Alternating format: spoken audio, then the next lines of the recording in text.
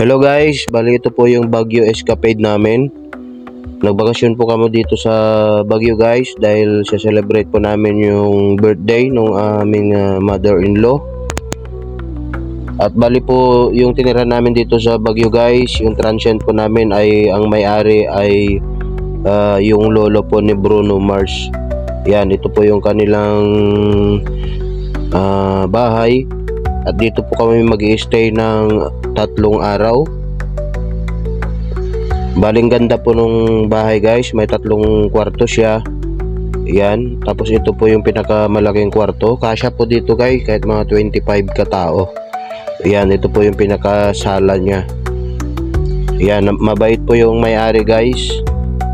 Hindi kayo tinuturing na bisita kundi kapamilya. Ito po siya. Yan, ito po yung lolo ni Bruno Mars. Okay, nagumpisa na kaming namasyal dito. Ayan, dito sa Umayka, Itugon. Tapos pumunta kami dito sa Mines View Park. Ayan, nag-ikot-ikot din kami dito guys. Ayan, nagpa-picture din sila dito. Okay. Ayan, talagang napakaganda talaga ng Baguio.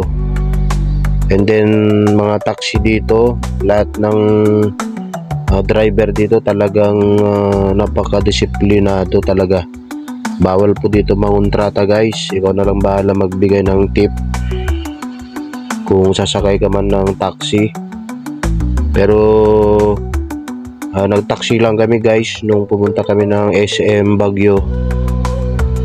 Kasi wala kaming maparkingan, ang hirap na maparkingan. Fully book po yung parking lot ng SM guys. So nung pumunta kami ng SM ay nag-taxi kami. Kaya na-experience din namin sumakay ng taxi. Yan, napakabait ng mga taxi driver po dito. Bali dito pa kami sa Mines View Park. Nagpipicture. Ayan. Talagang napakalamig dito guys. Talagang masarap talaga magbakasyon dito. Yan, nag-enjoy yung mga bata dito sa Kalabaw. At ito na yung pinaka-view po ng ng Mines View Park. Ito po yung talagang dinadagsa dito. Kasi ang ganda po ng view sa baba. Yan, overlooking po yung mga bahay. Yan, tingnan nyo guys, daming nagpipicture dyan sa baba.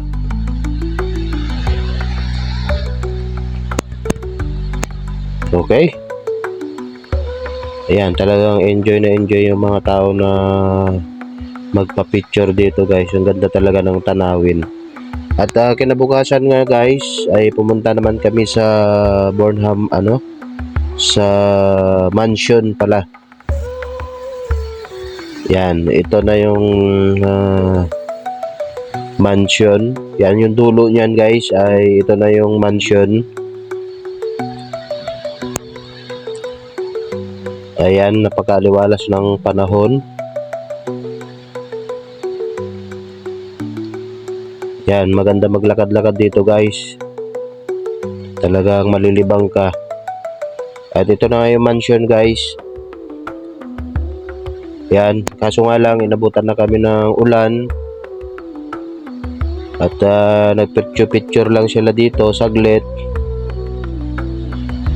Ayan, wrong timing nung namin guys. Talagang minsan umuulan.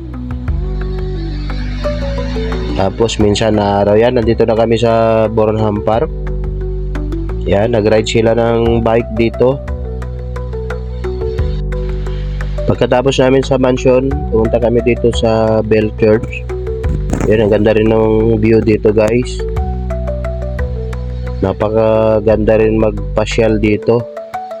Yan, ilista nyo na tong pasyalan. At ito yung pinuntahan namin guys na Igorot Stone Kingdom. Ang problema po dito guys, hindi na kami nakapasok sa loob kasi talagang sobrang lakas ng ulan dyan. So nag-decide kaming kakain na kami. At the same time, celebrate na namin yung birthday ng aking mother-in-law. Yan, may konting salo-salo kami dito.